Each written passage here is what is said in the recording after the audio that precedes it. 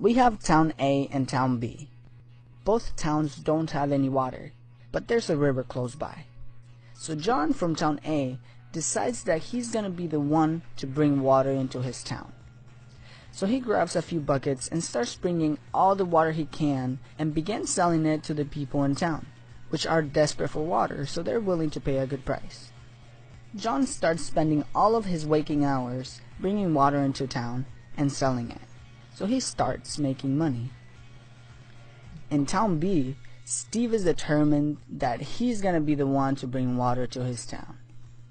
So he spends the next 6 months creating a funnel that can bring the water from the river directly to his house. He doesn't get paid for this, but after he's done, he starts selling the water to the people in town for a good price. But there's a twist in the story. John from Town A gets sick, so he can no longer bring water into the town. And since his income is dependent on his labor, he loses his income. Steve, on the other hand, he also gets sick. But since he already built the funnel to bring the water from the river to his house, he just hires someone to sell the water for him. And he still makes money whether he's physically there or not. See, the difference between John and Steve is that John works to get paid. His income depends on his labor, while Steve decides to work for a period of time, in this example 6 months, without getting paid. He creates a system that will generate income. The main idea is that the rich don't work for money. That is one of the reasons why the rich get richer. Let's look at the same example. Once Steve is done with his first funnel, he can go to Town A and build another one and even run John out of business. And then he can go to Town C and do it again, and then Town D and E, and on and on and on. And he will be generating income from all of these funnels.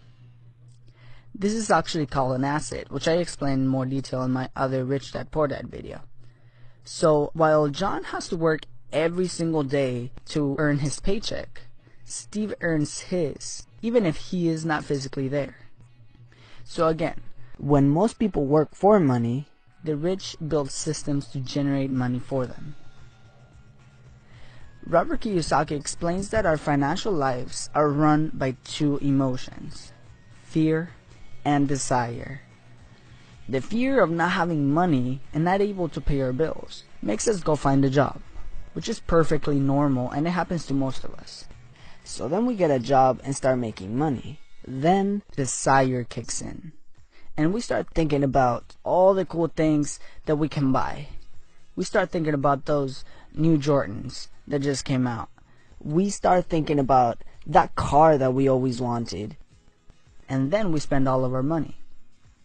So the fear of not having money kicks in again. And then a pattern is created. We work, we get money, we spend it.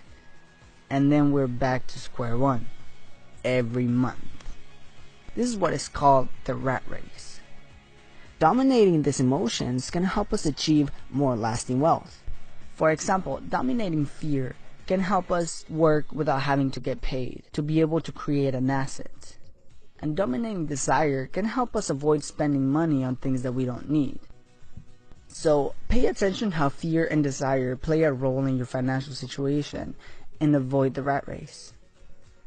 Lastly, if you read the book, you know that Robert Kiyosaki did not listen to his real dad when it came to money.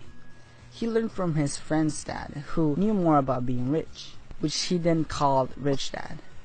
I cannot emphasize enough the power of mentors. So go out there and find yourself a mentor that know what he or she is doing. Okay, let's review the ideas again. First, the rich don't work for money. Second, don't let fear and desire run your financial life. And third, find yourself some mentors. Alright guys, hope you liked this video and got something valuable from it. Let me know in the comments below, what are some of the things that you're doing to improve this area of your life? And if you have a friend that would like to watch this, share it with them and subscribe for more great ideas.